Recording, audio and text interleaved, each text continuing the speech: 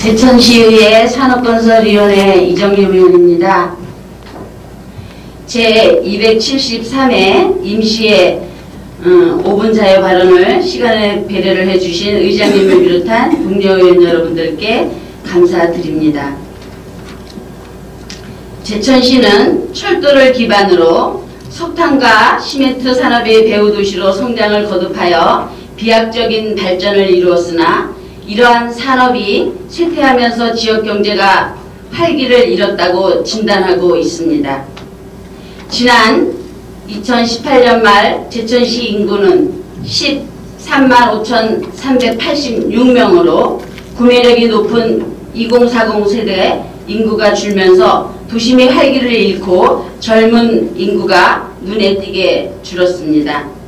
민선 7기 들어서 원도심 활성화와 머물고 싶은 제천의 실현을 위해 옛 동명초 주차장에 겨울 축제 야외 스케이트장을 설치하여 성공적으로 운영하게 된 것을 높이 평가하며 여기에 더하여 젊은 층의 일자리 창출을 위해 기업 유치에 공격적으로 임해 주실 것을 당부드리겠습니다.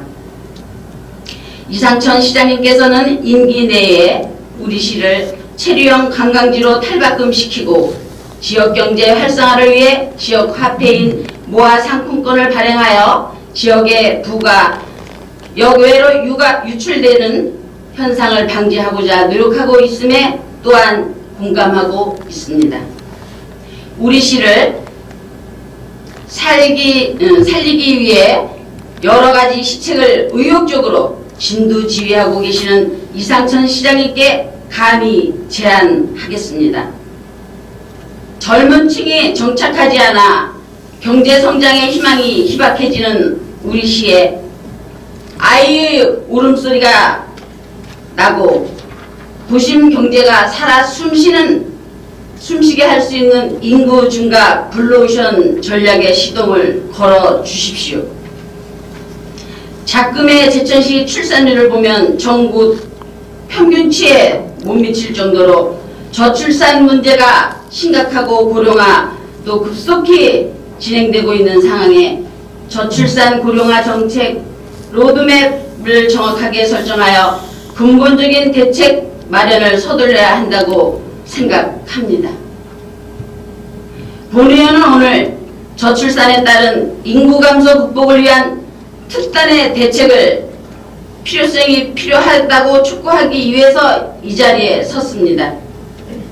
결혼과 출산에 영향을 미치는 요인들이 너무 다양하고 복잡하기 때문에 저출산 문제에 담당 부서인 보건소에서만 국한할 것이 아니라 전체 부서의 국과장님들이 모두 관심을 갖고 참여하는 대책협의회 운영이 수반되어야 하고 다각적인 분석을 통한 정책 대안을 발굴하여 지속적인 제도적 뒷받침을 마련해 줄 것을 촉구하면서 단순히 소모적인 정책이 아니라 지속 가능한 정책 개발에 적극적인 행정력을 동원하여 인구를 늘리고 출산율도 높일 수 있는 현실적 정책과 방안을 적극 모색해야 된다고 생각합니다.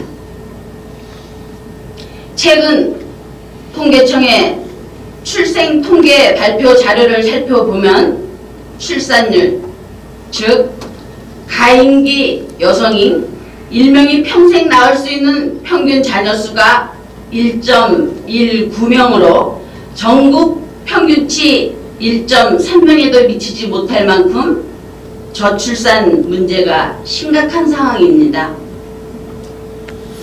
저출산 대책이 수립 시행된 지 10년의 시간이 지났지만 우리 시의 저출산의 상황은 아이를 안 낳는 데서 출발한 것이 아니라 아이를 낳을 수 없게 만드는 환경에서 비롯된 것으로 이를 개선하지 않고서는 상황이 나아지기는 기대하기 어려운 실정입니다. 출산 장려 위주의 단편적인 정책에서 벗어나 패러다임 전환으로 삶의 질을 높이는 정책으로 계층 및 세대 간의 통합과 연대 등 여성의 삶에 우선적으로 고려하는 정책 및 삶의 질을 높이기 위해 우선적으로 어떻게 설정할 것인가에 대한 고민은 최우선적으로 풀어야 할 숙제입니다. 이시종 충청북도 지사께서는 귀농, 기촌, 기향, 활성화를 통한 인구 증가를 선거 공약으로 제시하였지만 출산 장려 정책을 등한시한다면 그 효과는 반감될 것으로 본 의원은 판단하고 있습니다. 제천시는 임신 출산 지원에 관한 조례 개정을 통해서 2019년 1월 1일 이후 출생아부터 첫째 아는 100만원, 둘째 아는 300만원, 셋째 아는 이상 500만원으로 대폭 상향하여 지원하게 되었지만 타 지방에 비하면 그리 많다고 생각할 수 없습니다. 인근 괴산군은 셋째 아가 1000만원, 전남 영광군의 경우 둘째 아가 400만원, 셋째 아가 1200만원을 각각 출산 장려금으로 분할 지급하고 있으며 충남 청양군은 셋째 아가 출산할 경우에 출산 장려금을 2천만원 지원하고 있습니다.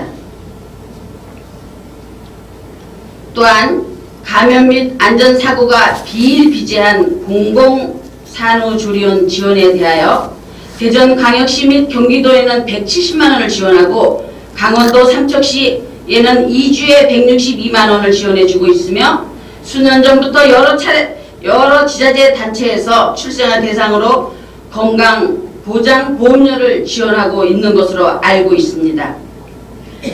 우리 제천시도 변화하는 추세에 맞춰서 저출산 극복을 위한 기존의 기본 계획을 점검하고 지속적인 미래지향적 패러다임 전환 노력이 있는 한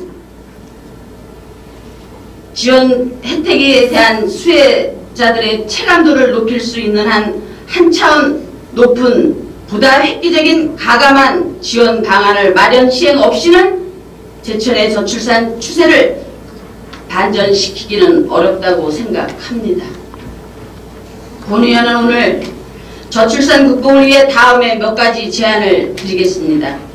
첫째, 제천시 주도하에 출산 업무 실무 담당자와 관련 전문가들의 참여하는 저출산 극복 실무 협의회를 구성하여 현실과 특성에 부합하는 맞춤형 저출산 극복 정책과 특성화 산업을 발굴을 하여 정보를 교환하며 저출산 극복 캠페인과 홍보를 통해 저출산 극복의 중요성에 대한 시민의 인식과 공감대를 높여 저출산을 장려하고 일가 가정이 양립할 수 있어야 한다고 생각합니다.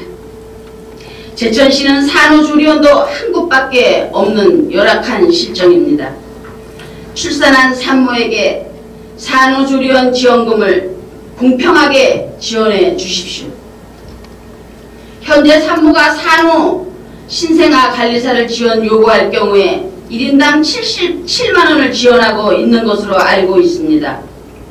앞으로는 제천페이 모아 상품권으로 지급하면 더 좋을 것 같습니다. 둘째, 타 자치단체에서 차별화된 파격적이고 가감한 지원을 통하여 결혼하여 아이를 낳고 싶고 아이를 낳아 기르고 싶은 제천시로 이미지 메이킹 할 수 있도록 출생아 건강보장보험료 지원을 해 주십시오. 본 의원이 알기로는 타 지자체에서도 벌써부터 시행하고 있는 것으로 알고 있어 늦은 감이 없지는 않습니다. 우리 시에도 해당 조례